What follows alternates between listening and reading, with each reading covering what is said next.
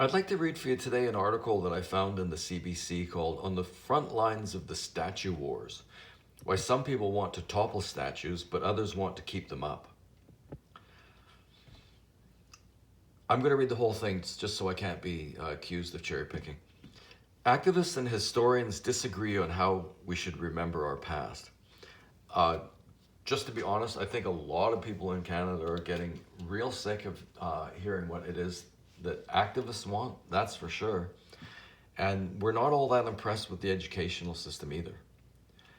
So,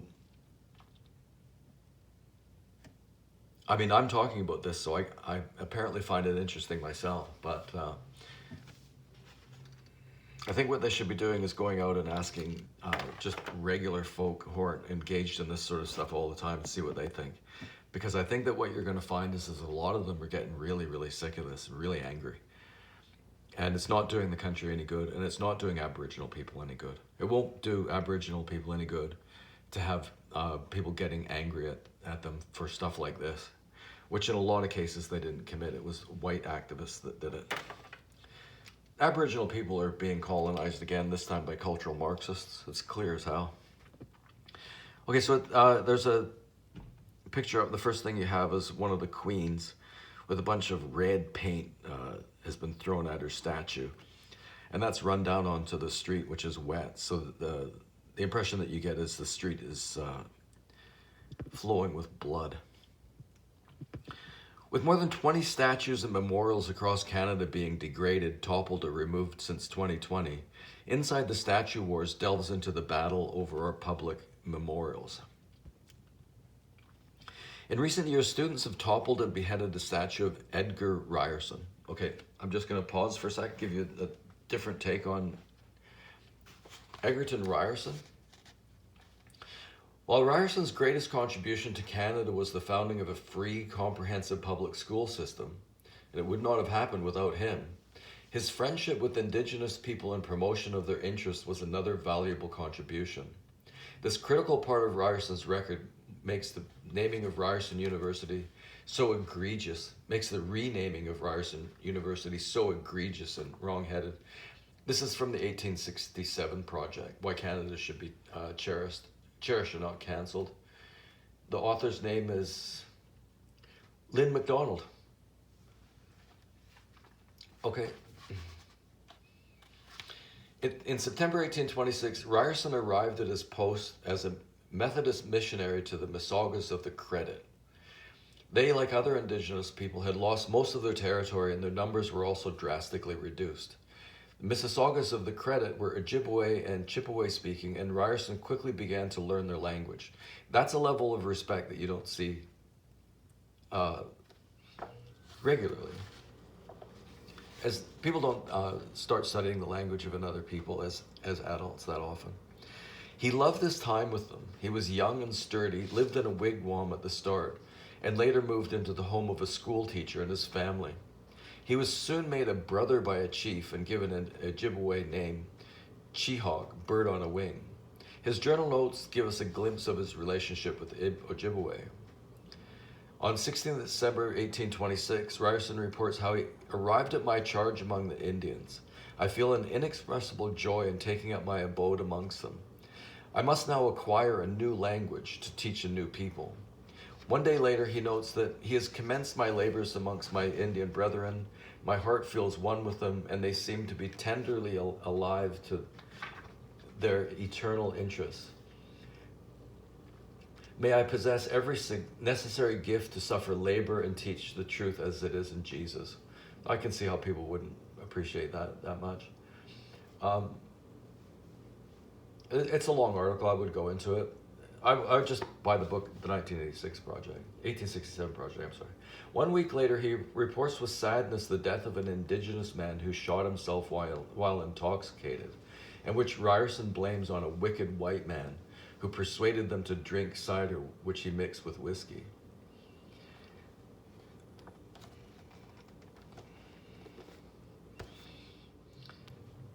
From later in this chapter, given Ryerson's warm relationship with Indigenous people, it is staggering that he could be blamed for the residential schools established after his death. Yet a plaque placed next to his statue on the Ryerson campus in 2018 by the university president, somebody or other, states that Ryerson was instrumental in the design and implementation of the Indian residential schools. Yet there exists a long record, something that should be of crucial interest in a university, of scholarly publications about Ryerson by serious researchers extending from 1906 to 2021, which yields no evidence with which to implicate Ryerson in this way. The truth doesn't matter to these people. And that isn't just speculation. There's enough examples of that. You can see that truth doesn't matter to these people. So to get back to the article, in recent years, students have toppled and beheaded a statue of Edgar Ryerson. Protesters have torn down likenesses of Queen Elizabeth and Queen Victoria and Queen Elizabeth II, and city officials have removed memorials of John A. Macdonald from public spaces. There's little doubt that we're living through a historic moment, one that is forcing us to reevaluate how we remember our past. With more than 20 statues and memorials across Canada being degraded, toppled, or removed since 2021, Inside the Statue Wars delves into the battle over our public memorials. You have to sign in, it's on CBC Gem, Inside the Statue Wars. Some say it's a long overdue reckoning, arguing that certain statues are relics of a racist era and must be taken down before we can achieve reconciliation. These are really the fathers of our country, people like Ryerson and John A. Macdonald. And they have to come before we can achieve reconciliation, really.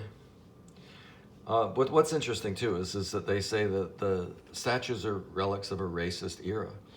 So the problem with that, one of the problems with that, is that we're living in a racist era right now through the die policies that are part of the policies of every large institution, government, or business. As a matter of policy, they discriminate against white males. So we're certainly living in a racist era right now, but not the one that these people seem to think. Others insist statue toppling is vandalism and based on a distortion of history. They fear that these actions will spark a backlash and divide the country. That's how it works. Activists create problems for the people that they claim to be trying to help. Because of the activities of transgender activists, I'm going to go ahead and guess that in Canada you have a lot more people who are a lot less sympathetic to transgender people because of the activities of transgender activists. And probably what's going to happen is that as a result of this sort of activism, you're going to have people with more negative feelings towards Aboriginal people, which is indeed unfortunate and doesn't make sense because a lot of the people that are involved in this sort of activism are in fact white. Aboriginal people are being colonized again, this time by cultural Marxists. Some of the key players on the front lines of the statue wars are featured in the documentary and have their own thoughts on the issue. Their quotes have been edited and condensed for clarity. So the first one up is a woman named Sadie Phoenix Lavoie. She's a Two-Spirit Anishinaabe from Sag King First Nation in Manitoba. Sorry about the butchered pronunciation. Lavoie has been organizing rallies and protests from a young age. So if that's the truth, I'm going to go ahead and guess that she's never heard an alternative point of view. They objected to the presence of the Queen Victoria statue at the Manitoba Legislative Building in Winnipeg and decided to act. And there she is standing there on the thing where this statue used to sit with her fist in the air. I'm presuming that this happened on Canada Day because she says, we're not here to celebrate colonialism and we're not here to celebrate the death of our ancestors. In fact, we should celebrate colonialism because what colonialism did was it brought to Canada all of the benefits that had accrued to the Western world as a result of a number of different things, beginning with the Greeks, who had the first idea that people should be involved in the running of their country and that they should have the right to speak and to get involved. An interesting thing about that is that when democracy first started in Greece, almost everybody in the country was a farmer and self-sufficient. And they didn't think that democracy would be possible unless the citizens were self-sufficient. And it would probably be because the people who are not self-sufficient would simply vote themselves a paycheck, which has to come from the people who are self-sufficient. Eventually that'll lead to dependency and conflict and animosity. Anyway, we're not here to celebrate residential schools. We're not here to celebrate our intergenerational trauma. There's nothing to celebrate. No, there is. The political philosophy that gave us democracy, a system where you're allowed to participate in your own governance, where you have free and fair elections, you have freedom of speech, you have the right to a fair trial, there's parental rights, which isn't to say that awful things didn't happen. I appreciate that awful things happen, but awful things do happen. So she says, residential school impacts passed on to my mom, same with my grandma, and on to my dad. A lot of us had shame for who we are. That's something that I come across quite a bit. I talk to Aboriginal people, and some of them are activists. And this idea of shame is definitely there. I think that it's easy to feel shame when you're being colonized. It's, in a way, it's remarkably similar, because with the immigration rates in Canada, in a sense, we're inviting our own colonization from people from all around the world. And it is shame-inducing to a lot of Canadians, I think, because what you get from India and from China are the better performers, right? People that are together, people from traditional families. So psychologically, they're stronger. They're more vital. And too many Canadians are products of cultural Marxism, essentially. And so they've come from broken families. They've got drug and alcohol addiction. They never really learned to think critically. They never grew up, because like so many of them have never had children. People don't grow up until they have children. Until they take on some sort of serious responsibility. And so a lot of these people that really don't have much of a background in anything are latching on to these activist movements for a sense of purpose and belonging and meaning. But anyway, back to the article. Residential schools impacts passed on to my mom, same with my grandma, on to my dad. So it didn't happen to her. And a lot of us had shame for who we are. Just ask yourself this question. If there had not been drugs and alcohol involved in all of this, do you think that they would have the same shame? Or do you think that a lot of the shame that Aboriginal people feel is a result of the fact that they grew up in dysfunctional communities, sometimes a long ways from the rest of Canadian society, and really didn't have enough to do, and so destroyed their lives with drugs and alcohol, and that this goes on for generations? Like, really, do you think it's colonialism that's caused the shame, or is it drugs and alcohol, which we brought? Anyway, I always saw the Queen there sitting on a throne. It was huge and it was big and obnoxious. I was constantly getting angrier and angrier. This is easy to imagine. The problem with a lot of social activists is that, activists just say, is that they seem to think that the angrier you are, the more likely you are to be correct. And nothing could be further from the truth very often. But I have some insight into the way they think, I think. Because in a sense, I'm kind of an activist myself. And a mistake that they make, especially since they're never confronted with a different opinion, is that the angrier they are, the more correct they are. Anyways, she was constantly getting angry and angry, and I would channel that rage. I've dreamt of that statue going down for years. We all took a rope and we pulled together. I actually jumped on her face and stomped on it a bit. Yeah, in another circumstance, what happened when they pulled down one of the queens is some guy ran up to it and gestured as if to engage her in oral sex. So I'm going to tell you, I looked up homonyms for, what was it, defile. Came up with defile, contaminate, pollute, despoil, insult. Yeah, that was a gross effort to insult and despoil this country and its history. And if your first instinct is to go up and act as though you're getting a blowjob for the queen after you've just torn down her statue, maybe you're not the kind of person that we want around making decisions about what should happen to statues.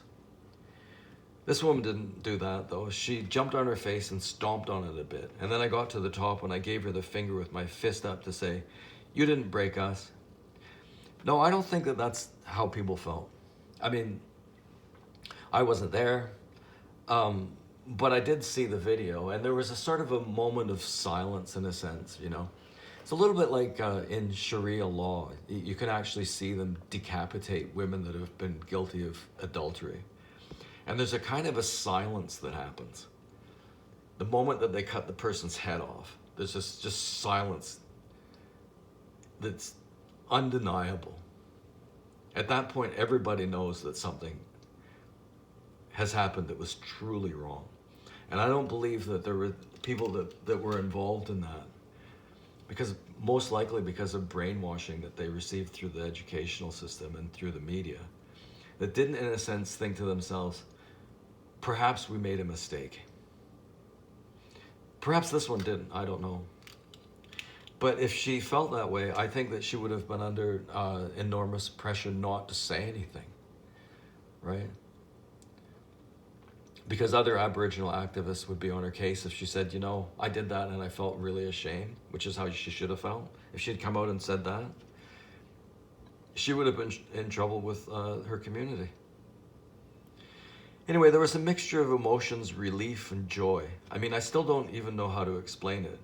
It felt like the end of an era, which it certainly is. It's the end of the Enlightenment era. The notion that people should be able to participate in their own governance. The idea that we should have a free press, freedom of speech, the right to a fair trial. All of these things are being challenged. She goes on, I think that we need to take an honest look at our history, our shared history, from an Indigenous perspective. Well, we've been doing that for quite a while now. And what happened after, I don't know how many years we've been at this, effort at reconciliation, I think for an awful long time. And I think an awful lot of money has gone out. So we've been looking at it from an Indigenous perspective for a long time now. And so what happens is some band members wanted to get this ground penetrating radar done. And the Aboriginal people who wanted to do this originally did not want this being spread all over the place because the results are obviously inconclusive.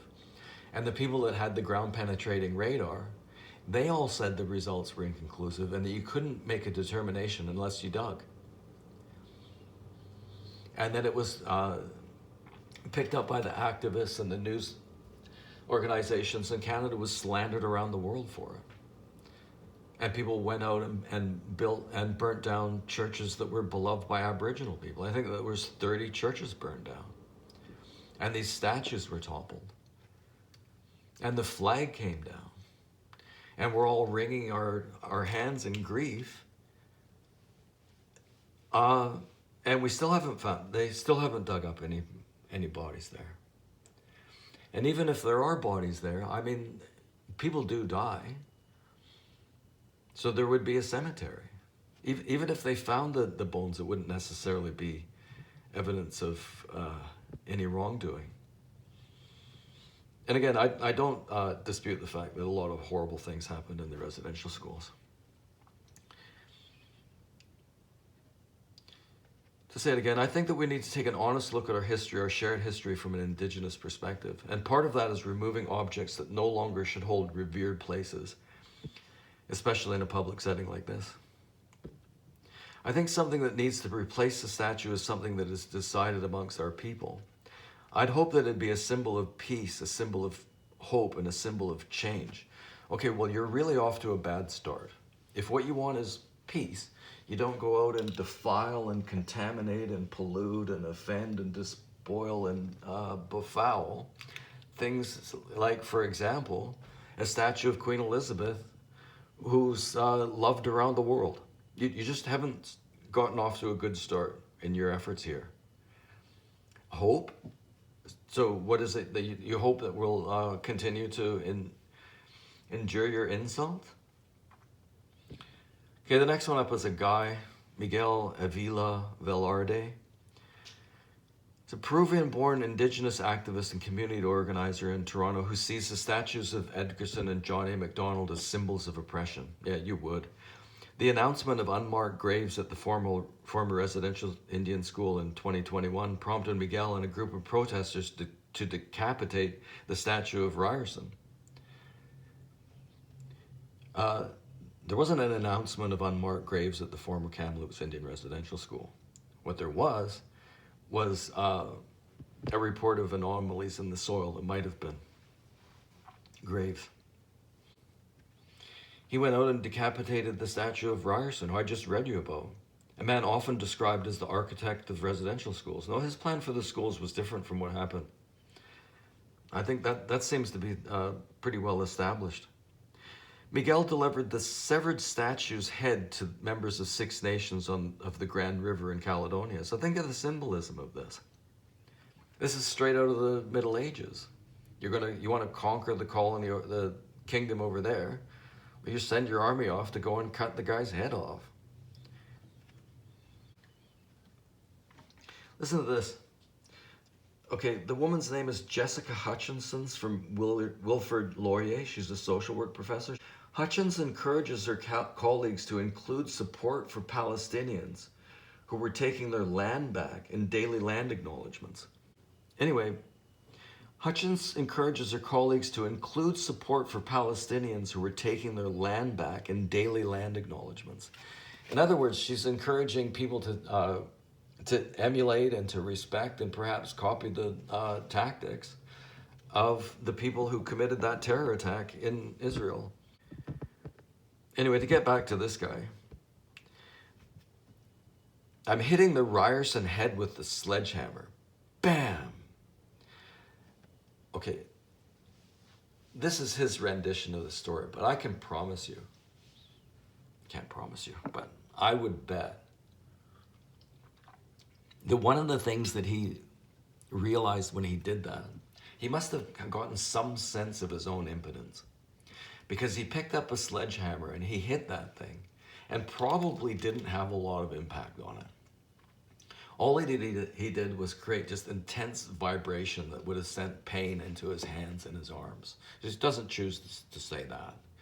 But you see them, quite often they're like hitting it over and over again, and nothing's actually happening to the statue or whatever it is. And they keep going. And they must, I just think that you would have to think to yourself, okay, so I've gotten to this point, I've torn the statue down, here I am, I'm hitting it, and I'm not having any impact on the thing. Hardly. And I think that they have to be thinking to themselves, you know, maybe what I'm doing here really isn't a great idea, and it wasn't a great idea.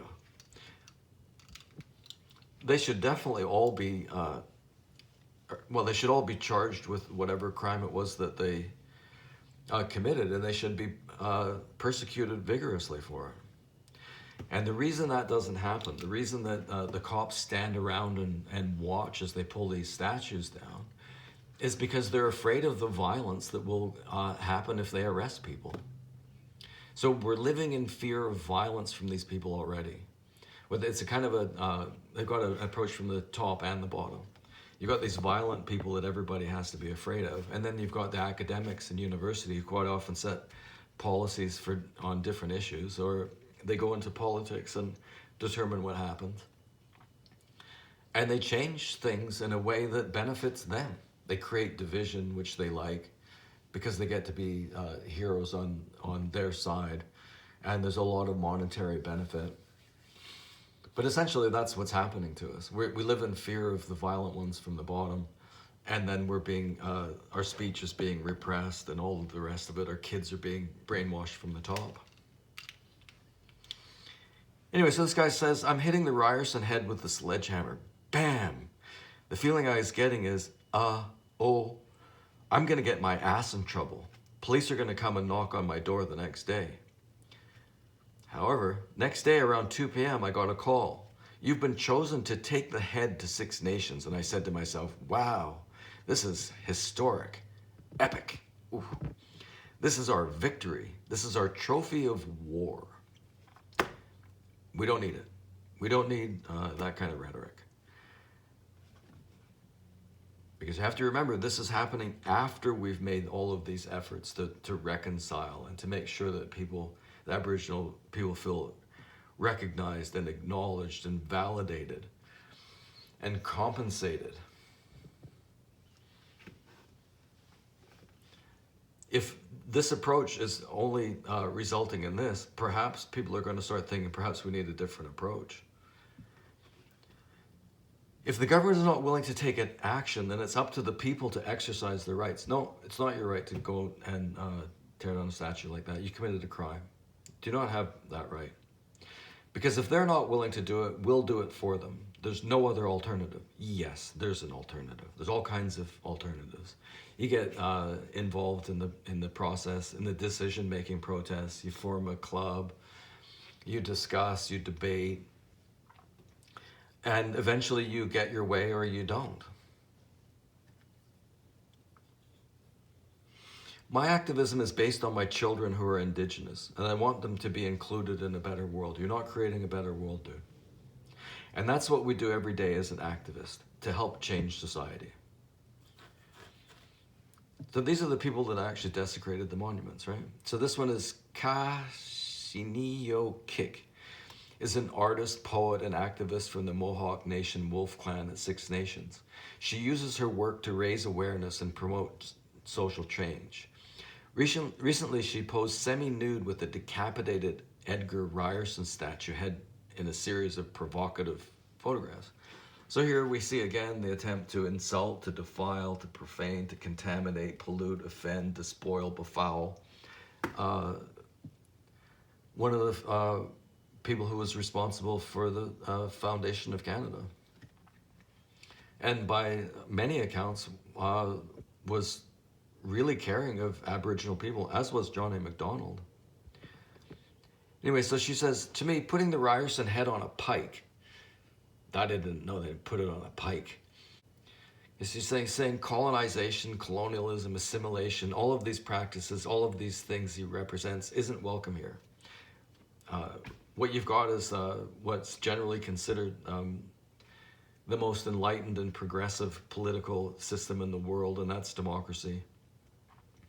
And colonialism brought that. It brought all the benefits of the scientific revolution, the industrial revolution, the Enlightenment. It's all there. You're benefiting from it practically all of the time. And yet, they aren't welcome here. So I just want to see them make a distinction.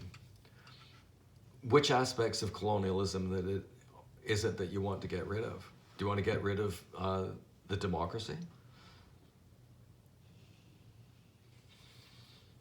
If you're going to talk about the harms caused by colonization, that's one thing. But my feeling is it's not just the feeling.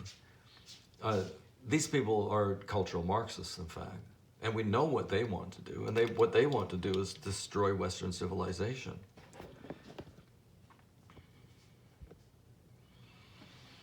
If Ryerson is somebody that you hold in high esteem, I want you to be mad that the head is in my possession. Okay, I'm mad. I want you to be uncomfortable with me as an Indigenous woman holding so much power. And that's what it's about. It's about the power. So she's got the head. and she's posing provocatively in the nude with it again to defile, profane, contaminate, pollute, offend, despoil, insult our history. Because art's supposed to make you feel, supposed to make you think that the removal of the statue makes us question society as a whole. It sure does.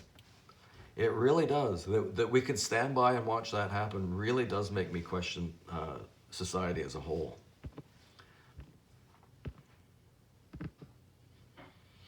So then the next one is the historian.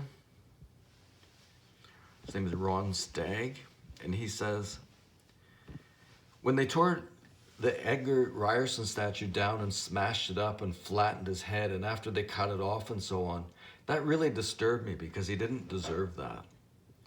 Edgar Ryerson became the symbol of what had happened in residential schools, but in fact, he was not the architect of the residential schools.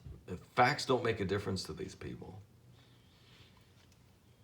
They want to ruin our sense of our country because pride in your nation is one of the things that prevents governments from asserting authoritarian control, which is what they want.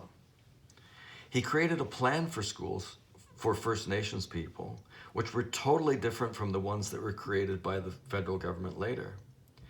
I would have been happy to stay out of this, but I can't because it's a distortion of history. Yes, we want reconciliation. Yes, we're concerned about possible graves that have been found, but you're stuffing this down our throat. I firmly believe there will be a backlash. I'm not sure how long it will take, but it's already started on the right among conservatives. If you get rid of statues, you get rid of the history they represent. Some people want to simply tear them down, bury them, melt them down. Some people want to take them and stick them in a warehouse somewhere and forget about them. Some people want to put them in museums where people can't see them. My view is keep the statues up. Put up a proper plaque on them that tells enough about what they did, good and bad, to make people understand. This debate has been had and pretty much won. You have statues of people that were hugely influential in a society, and human beings being what they are, it's unlikely that their impact would be totally positive. So you include that on the plaque. Okay, here's someone, I can't pronounce her name. They got a nice picture of her with the sun on her face and all that. Anyway, I can't pronounce the first one. Her last name is Blaney. Is an Indigenous land defender, singer, and award-winning actor from Tulalaramin First Nation, a territory on the northwest coast of British Columbia. Blaney has been raising awareness about Indigenous issues since they were 8. So here again, what you have is another Wokey, right? And if she's been doing this since she was 8, my guess is that she's been brainwashed from an early time. Land is where we come from. It's where we return to, and it's what we're responsible for. Those colonizers who are remembered as explorers left their mark on our land through statues, and they left their mark on our people through bringing in genocide. There was not a genocide, there was a cultural genocide. Genocide is about the worst thing that a country could do, and we didn't do it. It's slanderous. Our ancestors have been buried in this land for countless generations, and I will be buried on my territory. It's the Blutenboden thing, the blood and soil, right? Nations are formed out of people who feel that they've been on that land for a long period of time as a people, quite often sharing similar racial characteristics. And the problem with that way of thinking is that quite often leads to war or civil war. What you really want a nation to be built on is a set of ideals, and those ideals are encapsulated in the concept of democracy. Everybody's a human being. Everybody has rights. And we identify as human beings first and try to make a better life of it that way without dividing the country up into identity groups with conflicting interests. So they've got a word here that's a name for the ancient village, but I can't pronounce it because, for one thing, it looks to have a question mark in it. There's a sort of a diacritic above one of the letters that I think would be hard to enter into a typing system. The Canada Games pool in New Westminster is one of these situations where it's got a name, you can see it, you can't pronounce it, and you'd have a difficult time entering it into a keyboard. But these practical problems apparently are a consideration. Anyway, it's one of the ancient villages of my people. We were forced to leave that place due to the severity of the smallpox epidemic that was killing our people. That was brought to them they brought it themselves. They were trading down in the eastern United States, and they brought it back themselves. The British didn't bring that. Obviously a horrible thing, but that wasn't the British fault. Anyway, now there's been a lot of construction around where we know our ancestors' remains to be. Specifically, do you know specifically where they are? I've read accounts of villages where human remains were essentially treated like they were put in middens, and a midden is a garbage dump. So I'm not entirely sure that they were all that respected when they were laid in the ground. Anyway, you wouldn't be able to go to a white Canadian cemetery and dig up their bodies. What's a white Canadian cemetery? Show me a cemetery that's all white people. There might be something in the prairies. But somehow when it's our bodies, it doesn't even trigger critical thinking of, hey, maybe this is a bad idea. And I think that just shows for me how dehumanized we are in this country as Indigenous people. Or it might be, that there's some sort of development that needs to take place. And there's one in Vancouver. This was the Musqueam. I think that what they wanted to do was build an apartment building. And this is in a city that needs housing. But they discovered that there were remains in this place, and there was a huge controversy about whether or not it should be dug up. I think that everybody understands it's an unpleasant thought to consider you're going to dig here and there's human remains in there. But there's human remains in a lot of places. Apparently Europe was just littered with human remains. The destruction of our gravesite, these are active examples of how colonialism is perpetrated. We're fighting that every day, and the removal of colonial statues that celebrate colonizers who brought about the genocide of our people. It's a curious genocide. I mean, there are people who say that there's an ongoing genocide. In fact, after the missing and murdered Indigenous women's inquiry, Trudeau was forced to admit that there was an ongoing genocide, which means that he should be tried for war crimes. But of course, nobody's going to charge him because it's an idiotic thing. But just recently, they said that it's an ongoing genocide, really. With all the land acknowledgements, all the money being paid out, all the instances where they actually are getting control over the land or control over how the resources are developed. It's still an ongoing genocide. And it's true that there's a lot of Aboriginal people are killed, more men than women. And it's also true that the people who kill them are other Aboriginal people. I really do see the statue removal actions as acts of transformation of history and transformation of grief. I think my message to settler Canadians that cling to colonial history is that your anger towards Indigenous people is misdirected. This country was built on genocide, and that is an undeniable fact. Two things wrong about that. One, that it's a fact, and the other is that it's undeniable. It was built on a hard-won political philosophy. It was based on the scientific revolution, the industrial revolution, and it was built by people who came here and worked their ass off. You're disrespecting the people that actually did build the country, the people that set up the political systems, and in a lot of cases who laid the infrastructure. This country was built on genocide? Okay. I think it might have been those other things. And then finally, the guy's name is Fergus Keys, is the director of the Montreal Irish Monument Park Foundation and a self-described history buff.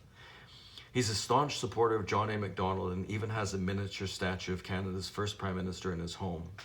In a recent poll from Research Company, more than half Canadian respondents said they think any toppled statues should be repaired.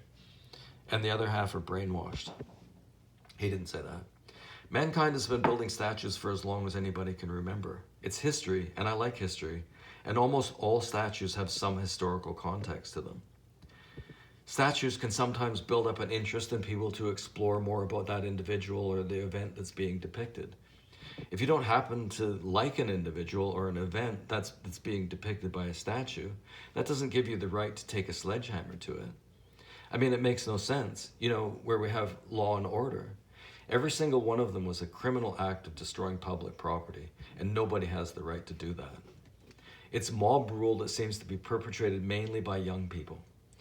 Any act when people are causing vandalism, and especially when the police are on the scene, then they should be detained and charged. Because I don't think they know what they're doing. I don't think that they have the slightest understanding of the issue. I don't either. But there's a certain element that does just want the chaos. Was John A. Macdonald perfect? No. Is Canada perfect? No. But Canada, I would dare say, would not be a country without John A. Macdonald in it. And so I'm going to refer back to the 1867 project, where they talk about John A. Macdonald. I'm just going to read you the conclusion. If I can find it here, I'm so sorry about that. Sir John A. Macdonald.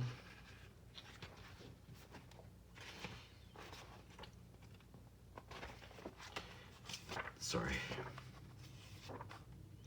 Sir John A. Macdonald saved more Indigenous lives than any other Prime Minister. He may have saved more Indigenous lives than anybody in Canada. So this is from the 1867 project. Macdonald's legacy is complicated by the passage of time and changing perspectives, but through careful study of his own words and deeds, as well as the reports and actions of his officials, contemporaries, native chiefs, and political opponents, what emerges is a clear and powerful picture of his enlightened view towards Indigenous people and his strong sense of moral purpose. Now listen to this.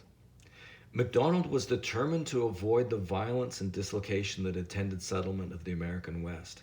To prevent war, he relied on the time-honored British tradition of signing and abiding by treaties, which weren't abided by that well after that, let's face it. After this process was set in motion, Macdonald then created the Northwest Mounted Police to ensure law and order was established on the prairies prior to large-scale white settlement. When smallpox threatened the native population, a comprehensive vaccination program was rolled out, similar to what he had seen in Upper Canada. When the buffalo herds collapsed, Macdonald immediately initiated a massive relief effort and overcame enormous logistical and budgetary hurdles to provide food and aid for the affected tribes. And when Indigenous tribes requested it, which they did in the beginning, he offered Western-style education, mostly in the form of day schools, on a non-compulsory basis. None of this can be construed as violence towards Native people. It was in fact quite the opposite, an expression of genuine concern for their well-being. It should be considered deeply ironic that in his own time, Macdonald's political opponents attacked them relentlessly for indulging Canada's barbarous population, which gives you some idea that there was, that kind of attitude around. I don't know that they would be that worse than, imagine the place where they brought the severed head of Ryerson, I think it was. Imagine the way that those people talk about us. Anyway, his opponents attacked him relentlessly for indulging Canada's barbarous population and fostering their dependency on government aid, while today a new set of critics take the same facts and unfairly accuse them of genocide. If Macdonald's story has changed, it is because Canadian society no longer understands its own history.